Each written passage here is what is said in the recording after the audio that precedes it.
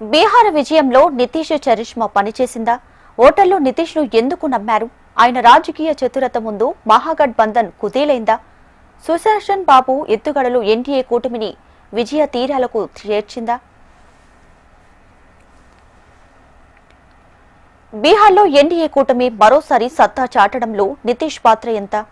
సుశాసన్ బాబుగా పిలిచే నితీష్ మేనియా పనిచేసిందా అంటే అవునని అంటున్నారు రాజకీయ విశ్లేషకులు. మహాగఠబంధన్ పోటీ ఇచ్చినా నితీష్ ముందు నిలవలేకపోయింది. నితీష్ 1995 నుంచి ఇప్పటి వరకు ఎమ్మెల్యేగా అసలు పోటీనే చేయలేదు. ఎమ్మెల్సీగానే ఎన్డీఏ కూటమిని ముందుండి నడిపిస్తున్నారు.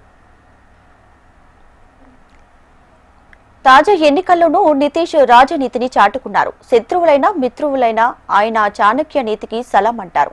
నేరుగా ఎన్నికల్లో పోటీ చేయకుండానే సీఎంగా ప్రస్థానం కొనసాగిస్తున్న తీరు ఆశ్చర్యపరుస్తుంది. రాజకీయ టాలెంట్ ను పాలన విధానంలో చూపిస్తుంటారు. 2005 బీహార్ సీఎంగా నితీష్ కొనసాగుతూ ప్రత్యర్థులకు చుక్కలు చూపిస్తున్నారు. ఇక 1989లో నితీష్ కుమార్ పొలిటికల్ ఎంట్రీ ఇచ్చారు. బార్ లోక్సభ నుంచి గెలుపొందారు. 1989 నుంచి 99 వరకు 5 సార్లు బార్ నుంచి పోటీ చేశారు. 2004లో బార్తో పాటు నలంద నుంచి పోటీ చేశారు. బార్లో ఓటమి పాలవగా నలంద నుంచి గెలుపొందారు. నితీష్ 2006లో విధాన సభలో సభ్యుడై సీఎం సీటులో కొనసాగారు.